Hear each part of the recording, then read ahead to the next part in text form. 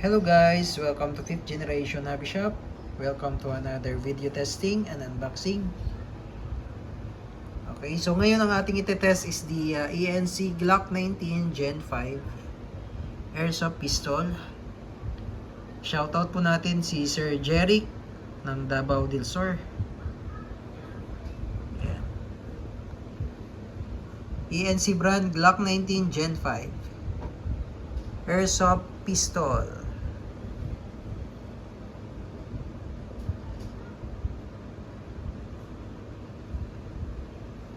Meron siyang marking sa slide, Glock 19 Gen 5. Metal slide, polymer frame.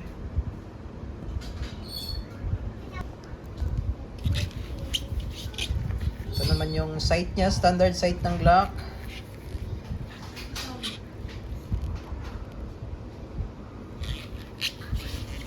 Ayan.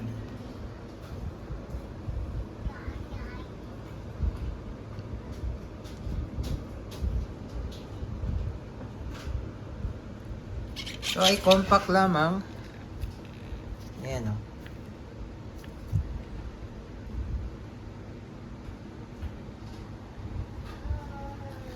Pwede mo rin itong lagyan ng red dot optic tsaka flashlight. Ayan. Magazine niya ay 19 rounder capacity. Ayan o. Parang sa totoo din o. Pero sa totoo, walang ganito. Siyempre, walang valve yun. Ito yung outlet valve and ito naman yung inlet valve. Metal din yung magazine. Sa Glock po, yung metal sa Glock, yung slide lamang.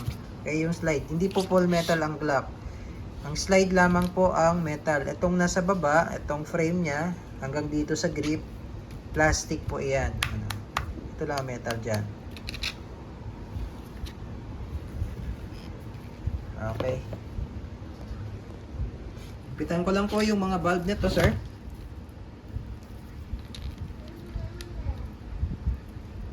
Yan, maluwag oh.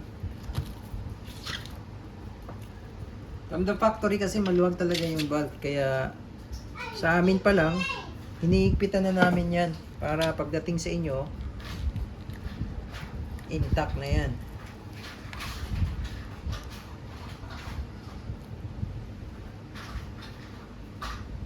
Yan.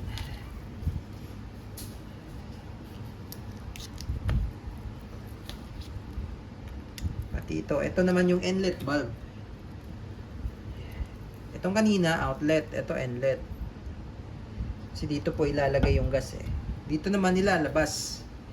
Kung gusto mong i-release yung gas, pindutin mo lang yung outlet valve. Lalabas niya yung gas. Ito yung pinapalo nung valve knocker.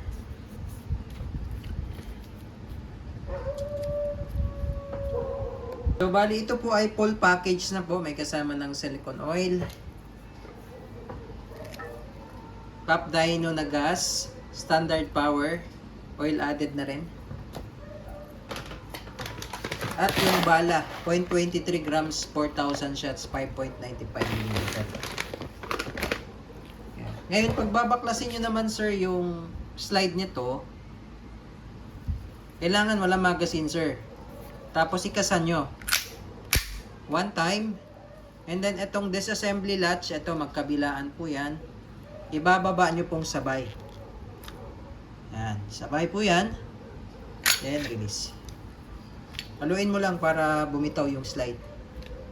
Ngayon, lalagyan natin to ng oil.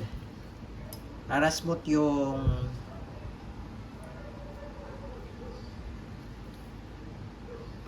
yung ano nito, yung slide.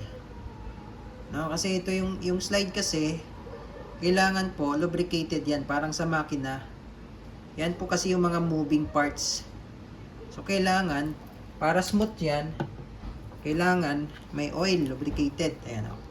So yan lang naman ang lalagyan nyo dyan sir. So pag babaklasin nyo tapos tuyo, lagyan nyo po ng oil. Ayan. So sa pagbabalik naman, babalik natin. Turuan natin sa pagbabalik, ito, ayan, pasok nyo lang dito. Ito, yan, dalawa na yan. Pasok yan. Pasok.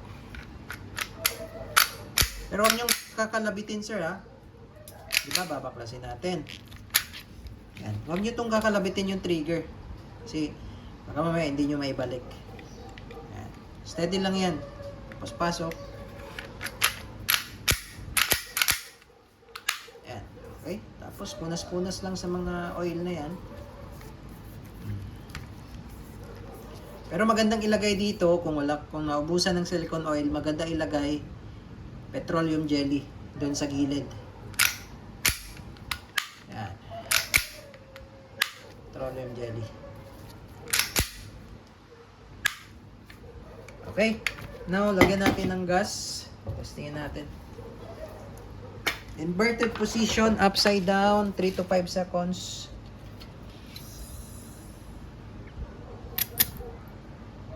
Oh, ang ganda na, oh. Walang smooth na smooth dahil ninipitan na natin yung mga valve.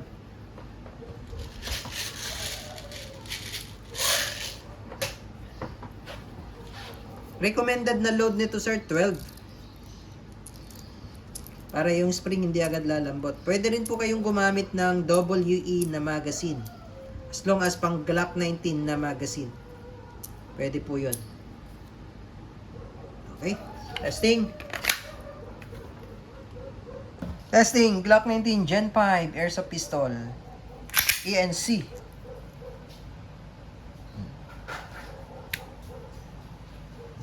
Firing. Sablay.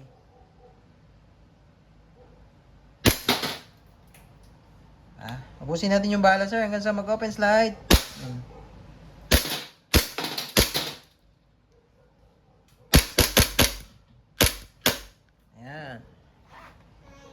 Okay, so wala ng bala, release magazine, hatak mo lang yung slide, then hammer down.